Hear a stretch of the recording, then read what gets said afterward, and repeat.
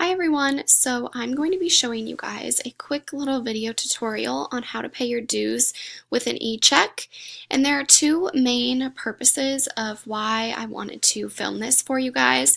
The first one is if you pay your dues yourself, and if you're anything like me and you hardly use checks, I wanted to show you just how simple it is to pay your dues with an Echeck check form and kind of guide you through the steps. So if you're a little bit confused, hopefully this will clear that up for you. Also, if your parents pay your dues, I know it's really easy to be like, hey mom, hey dad, if you could just use an Echeck when you pay, that'd be great. But I think having a solid video to send them and show them will be beneficial, helpful, and encouraging for them to actually use an Echeck. So I wanted to put into perspective a little bit why it's so important for our chapter to use Echecks instead of credit cards, if you can.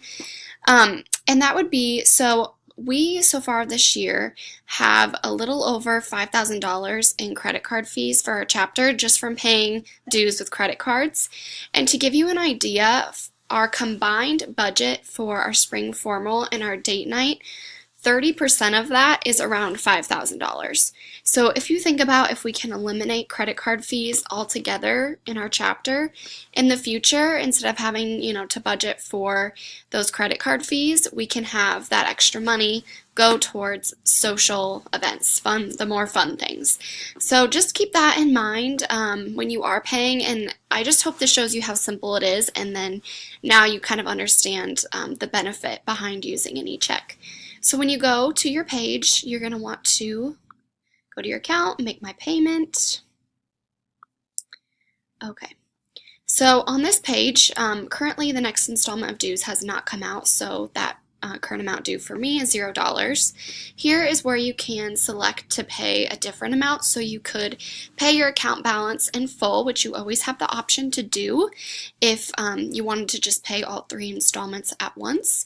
You could also just select other charges if you maybe have a late fee or something like that. So down here, I just want to point out that this is my name, my number, and the email that you can contact me at if you have any questions or concerns. I've also put my personal email on the slides presented at chapter, so you can always contact me there as well. So I'm going to hit next. Oh, oops. So I'm just going to do pay my account balance in full for the purposes of showing you. So once you go here, your payment method, you're going to switch that to Echeck, and this information will pop up. So what you're going to want to do is type in the account holder name just as it appears on the check you're using. The check number, it says here, is an optional field. I've never put in the check number when I pay with Echeck. And then the routing number and account number, and it does prompt you as to where to find those things. So like I said earlier, if you don't usually use checks, it does show you kind of where to find those. And then if you want to just re-enter your account number, that's all you really need to do. And then for please store this payment info later, I don't know about you guys, but on any website, I never want to store any credit card information or anything like that. So I actually have never checked this box, but I have found Bill Highway has still saved some of my information. So when I'm done, I like to go back in and clear out my history on my computer just to make sure that information I don't want to be saved is not being saved. So then it's not going to let me, but I'll hit next. And then the last 2 steps are just to authorize, so agree to terms and conditions, and then confirm, and you'll have the opportunity to put in an email for a payment confirmation. So that is really it as far as paying with an Echeck. Very simple, very straightforward. I hope that you found this helpful and encouraging to use an Echeck in the future to pay your dues.